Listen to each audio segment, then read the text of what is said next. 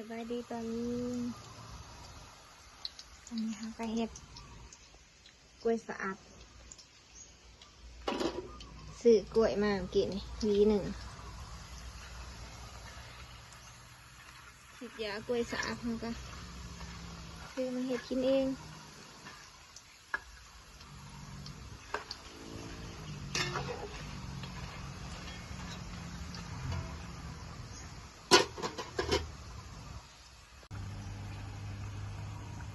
กล้วยมันนี่เขาซื้อมาซื้อหัวใจมันสีงาม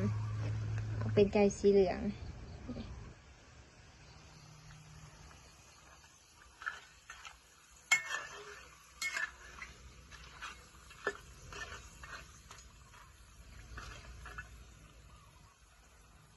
สุกแล้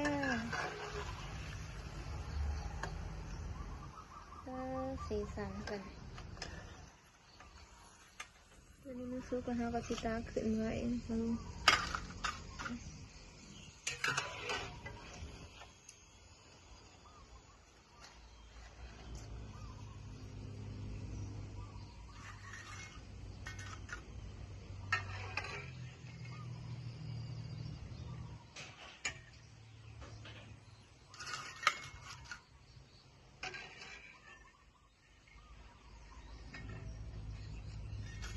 ตัวใหม่ลงไปต่อ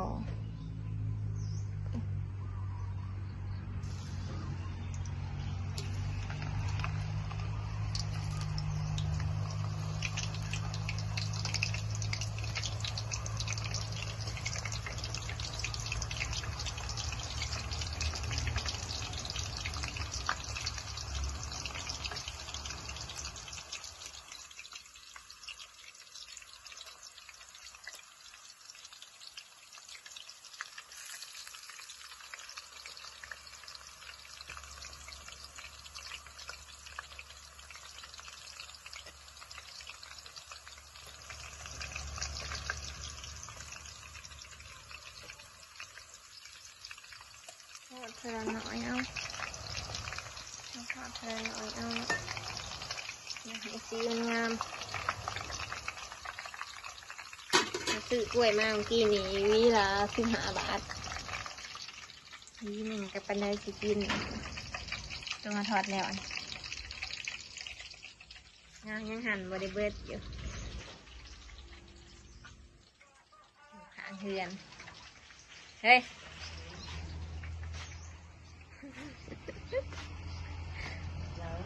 ถ่ายคลิปอยู่ถ่ายคลิปส่งให้แดดจังป้างอยู่มันนี่กันได้หักหนาวเลยทางเฮาเลยเนาะแต่กรุงเทพแบบว่าได้หนาวเลยเห็นปลักอารมณ์เฟสอยู่อากาศหนาวแล้วปะลุงเลยเบิ่งกล้วยครับเรา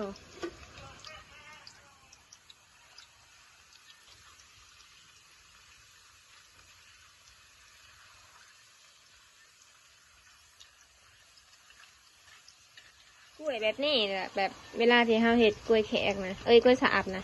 มันเสียเอาเป็นสีแบบอันนี้ไม่งาม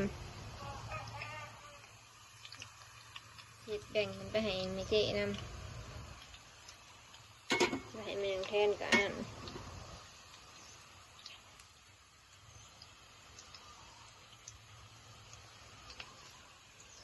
ชิมด้วยจะมีเกาะอยู่ปะ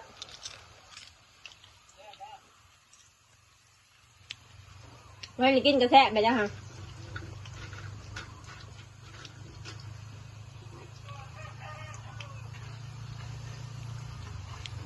หมูไทยน้ำใต้ก็ได้ไขวันนี่ฮะเจ๊ให้พี่เลยน้ำพี่เลยกินแบบพงเขย่าพงชีสนะเจ๊ขึ้นไปให้เรา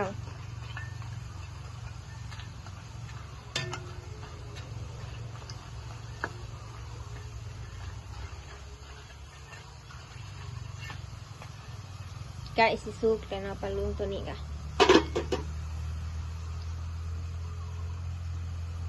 จะมีกระไก่ซุกแล้วเฮ้ยส่งบอกแม่ด้วยนะว่าเดี๋ยวเขาถ่ายคลิปส่งไปให้เด้อสิมือนี้ค่ะกิเสียงแกบอกก็แน่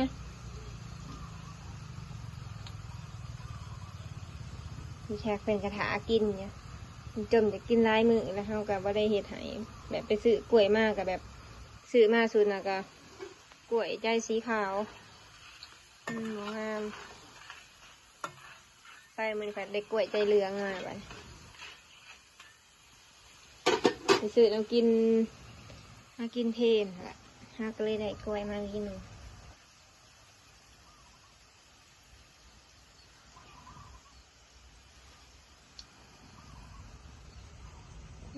สีกล้วยนะงาม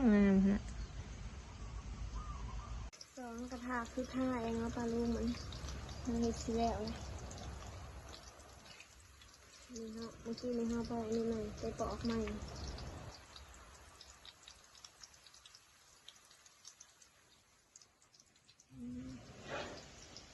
ได้อีกกระทะหนึ่ง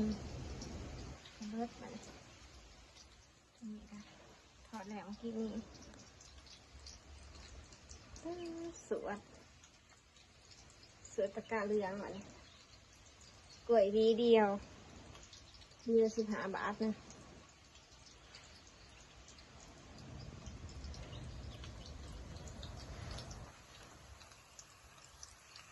เห็ดลองเห็ดขายอยู่ห่านข้างๆนี่เขาสิหับซื้ออีกวะเป็นห่านขาเขาขายเครื่องขายอย่างเวลาเขารีดนมแล้วเวลาผักผ่อนเขากำลังมาเห็ดตัวนี้ต่อสิลองทานห่านขายเขาสิหับซื้อว่าเป็นเห็ดขายส่งเขาเจ้าเราก็ต้องไปซื้อแก๊สมาเองมาไว้เห็ดอันนี้โดยเฉพาะ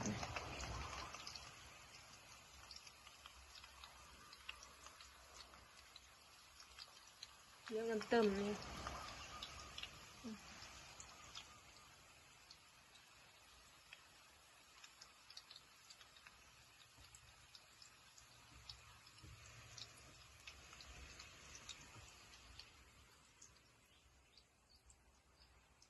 จักแม่นจักโมงจักยามแล้วนี่ก็ได้เห็ดตั้งแต่10 โมงจนป่านนี้ยังบ่แล้ว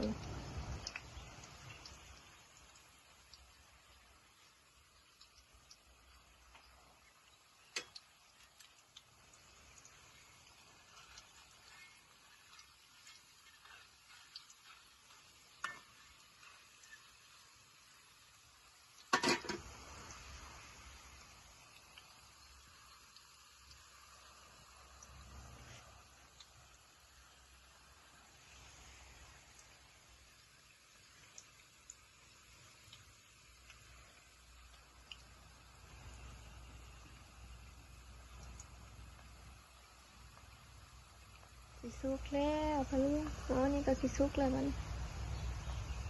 ทอดอีกรอบหนึ่ง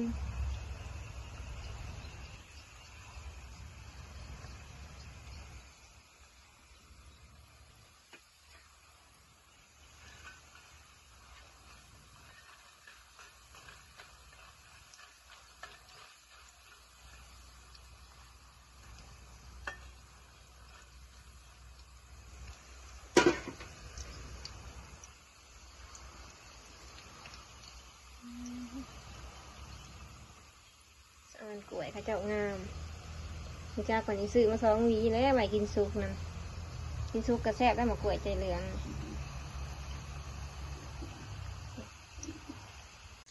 นี่เขาทอดสีแล้วเอาไปลุงกินสีเต็มตะกะเหลืองมีอันกล้วยวีเดียว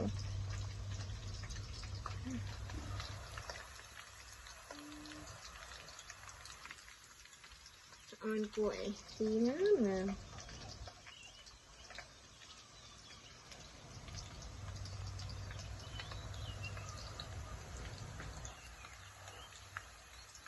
เพาะสีแล้วนะปะลุงเขาก็จะแบ่งถึงไปให้แม่เก้ให้นั่นน่าพันเห็ดหันวานเห็ดกินเห็ดขนมเผือกที่จะเขาก็แบ่งกันแบบนี้ถ้าเพื่อนแบ่งกันไปแบ่งกันมา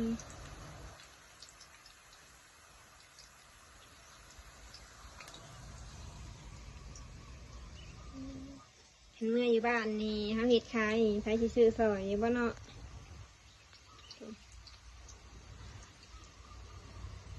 เมื่ออยู่บ้านเราเสียดขายอีกอยู่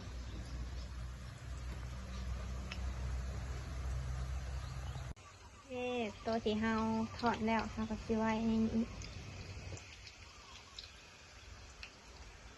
สิเบิดแล้วเดี๋ยวเราก็ได้ไปไปหั่นมันใหม่อีกแหละ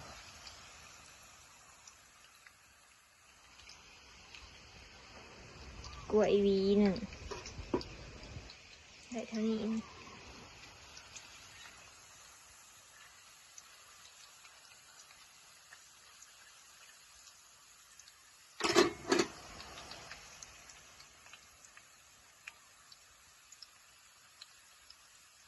เดี๋ยวกำลังสิซุกแล้วเนาะ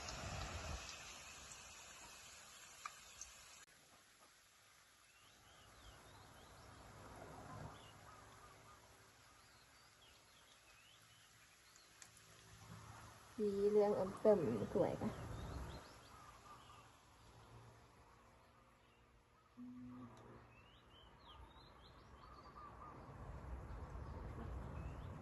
เฮาสิบคลุกใส่น้ำตาลแบบมันเฮาสิบเฮ็ดน้ำตาลเชื่อมแบบมันมีแต่เทเป็นแบบแห้งๆแบบนี้แล้วแบ่งถึงไปให้เราเองแล้วก็ขยะใส่ผงขยะผงชีสผงปาปริก้าอย่างก็ซื้อมาใส่กันเองในบ้านสิเฮ็ดขายอีกได้ในบ้านสิมีคนอุดหนุนอยู่บ่เนาะ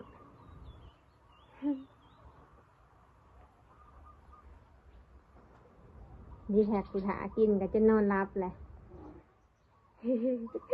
แต่ก็บาปหากินจนว่ารับยังบ่แล้วอยู่รับแล้วพอใหญ่นะหากินจนรับ